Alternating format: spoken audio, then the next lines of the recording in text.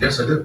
I think that any leader, any champion would tell you if the issue involving you is that you're not in shape, if conditioning is a question mark, that's lacking leadership.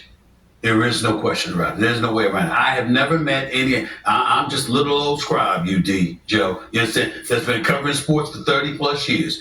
I have never encountered any champion that says it's okay to be out of shape, that it's okay to be that way. It has never, ever happened. Now, there were times when my man Kobe, God rest his soul, was getting on Shaq because of too many damn Big Macs, and Shaq wasn't in prime condition. But what Shaq would tell you is that not only am I in shape, I'm not concerned about the Sacramento Queens, for example, and stuff like that, and then go out there and dominate and show you, don't worry about his conditioning, he's going to handle his business. I have never, ever, in any sport, encountered somebody that said that you can leave.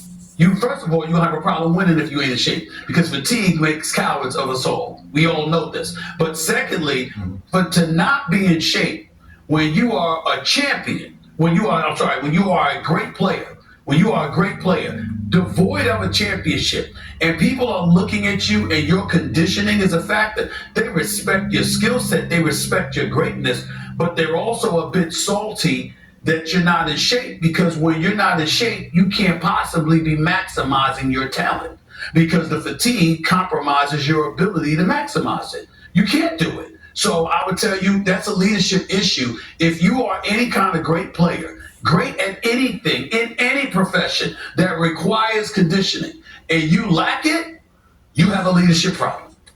Well, it also lends you to think that you're not 100% in. You don't fully care. And if anyone knows about being a leader in a locker room, it's you, UD. So to that, you say what? I agree with Magic. I agree with Magic to the fact that we shouldn't have to ask you to be in shape. We didn't have to talk about conditioning. When you come in training camp, you should be ready. It also helps with injuries. You won't get hurt. So with the Miami Heat, we focus on being in the best shape possible, being in the nastiest team possible, so we can prevent injuries.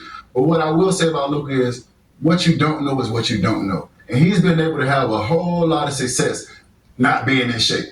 He hasn't had the leadership. He had Dirk for 1 year. He had Carlisle, and Carlisle left. Now, I will say this. LeBron James is the standard for longevity and professionalism, how to be a champion before you're a champion. Luka has bad habits. If he can't change his habits sitting next to LeBron James, watching LeBron James do this every day, then I'm going to say, Luka, you damn sure got leadership problems. Because there's no way in hell you can sit next to that guy who's won championships, who's done it for this long period of time, and not soak up some game.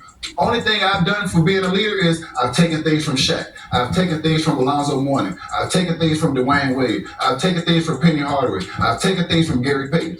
All the great players that I've played with, I've taken something from those guys and implemented it and figured out how can it work for me? How can I authentically lead in my way from the things that I've learned from those guys? That's what Luka needs to learn. That's what Luka needs to understand. And if he don't get that from LeBron James, then you damn right he got a leadership problem.